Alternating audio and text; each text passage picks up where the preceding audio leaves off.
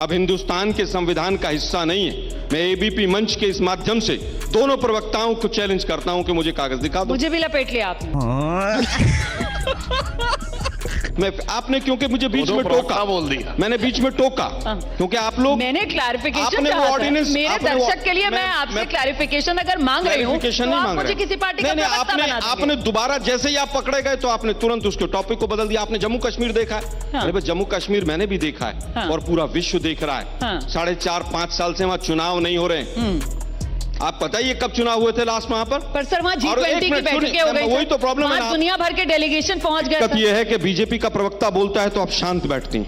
मुझे बोल तो लेने दीजिए। अच्छा बोलिए, कराली बेइज्जती बोलिए। अब लेह लद्दाख में चुनाव हुए, किसी मीडिया की हिम्मत नहीं हुई कि बीजेपी बुरी तरह से हारी वहां पर, कि वहां के नतीजे दिखा दिए जाएं। नहीं, हमने तो बताया एबीपी न्यूज पर कि लेह लद्दाख काउंसिल के अंदर कांग्रेस ने बढ़िया प्रदर्शन किया। फिर कहूंगा जी, अगर वहां पर कांग्रेस की जगह बीजेपी जीती होती तो आप मोदी जी का झंडा लेकर पूरा नोएडा का मीडिया निकल जाता। लेकिन जब आपकी सरकार आई और वहां पर भी और यहां पर भी, तो वहां पर जिस तरह से राशन की भी कमी हुई और जिस तरह से कश्मीरी पंडितों ने प्रदर्शन किए, आपने कश्मीरी पंडितों पर भी केवल वोट मांगी, जम्मू कश्मीर पर केवल वोट मांगी, हिंदू मुसलमान जम्मू कश्मीर के तमाम चीजों को लेकर करके आपने दूसरी जगह पर वोट मांगी। और यही कारण है कि आपकी नीति और नीयत में फर्क था, गलती थी, इसीलिए आज तक आप वहां पर चुनाव नहीं करा पाए। लेकिन आज आप क्योंकि ISIS के नाम पर हिंदू मुसलमान का एजेंडा चल सकता है, झंडे वोट मांग लीजिए। भाई यहाँ पे क्या हो रहा है? भाई यहाँ पे क्या हो रहा भाई? ये कहाँ फंस गया भाई? मैं वापस आता हूँ। ये कहते हैं साहब तो कुछ भी नहीं होता, झंडे नहीं देखे। अरे भाई सुनिए ना, टीवी पे सुनिए ना भाई, पुलवामा में जो हुआ वो भी हमारे टाइम पे हुआ होगा। उरी में, पुंछ में, पुलवामा में, पठानकोट में, सब हमारे टाइम पे हुआ होगा।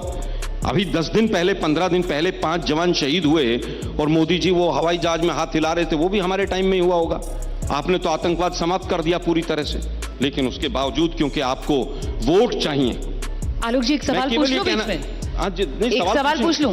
सवाल ये है सर, अब मुझे लगता है कि इतिहास की क्लास अगर हो चुकी है तो थोड़ा सा आगे की राजनीति पर बात कर लेते हैं। बहन डर गई, बहन। कांग्रेस प्रवक्ता आलोक शर्मा की तरफ से कहा जा रहा था कि साहब ये राष्ट्रवाद ना कहिए, कपटी राष्ट्रवाद कहिए। तो क्या है ये कपटी राष्ट्रवाद आलोक जी? कपटी राष्ट्रवाद ये होता है कि राष्ट्रवाद का चोला पहनकर वोट मांगे जाएं, अपने जवानों की शहादत पर भी वोट मांगे जाएं। मैं न बोलूं उतना ज्यादा अच्छा है। जवाब ले लेती हूँ। आपने काफी लंबी फहरिस्त बता दी है। एक चीज और बता देता हूँ। कपटी राष्ट्रवाद ये होता है कि जब धारा 370 को मजबूत करके सरकार PDP के साथ चलाई जाती है, जब वो कहती है कि तिरंगा नहीं उठाने वाला मिलेगा, उसके बाद भी सरकार लब्बो लुबाब आप कपटी राष्ट्रवाद का ये बता रहे हैं कि राष्ट्रवाद का चोला ओढ़कर वोट लेना। सही पकड़े हैं। अंतिम बात कहना चाहूंगा, कपटी राष्ट्रवाद ये होता है कि मेजर और वहां के जो आर्मी के ऑफिसर्स हैं उनके ऊपर पहली बार FIR करने वाला मैं प्रधानमंत्री बना हूं, क्योंकि वहां पर कश्मीरियों का वोट लेना होता है। शर्म करो शर्म। आइए जल्दी से सुधांशु जी जवाब दीजिए। कपटी राष्ट्रवाद ये होता है कि अपनी पार्टी की नेशनल एग्जीक्यूटिव में देश के विभाजन का प्रस्ताव पारित करके स्वतंत्रता आंदोलन के एकमेव अलंबरदार बना जाता है।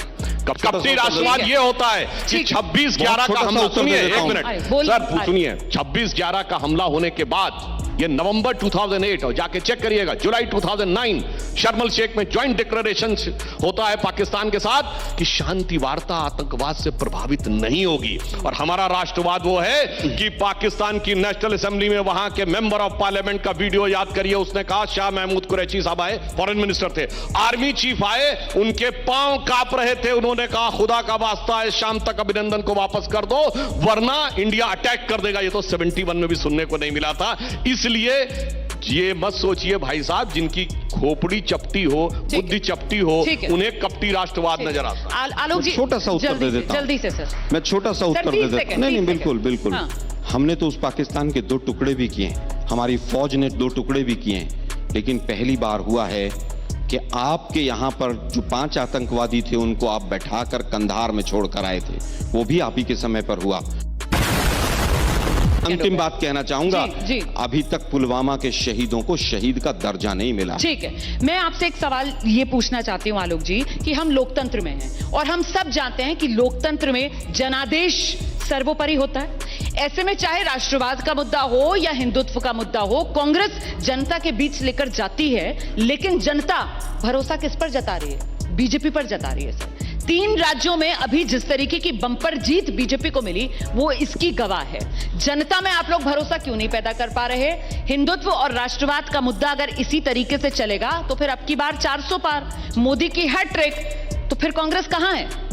देखिए, ये दुर्भाग्य है कि देश 2013 के बाद से झूठ में जी रहा है। 2014 के अगर मोदी जी भी अपने भाषण स्वयं सुन लेंगे तो उन्हें भी लज्जा आ जाएगी।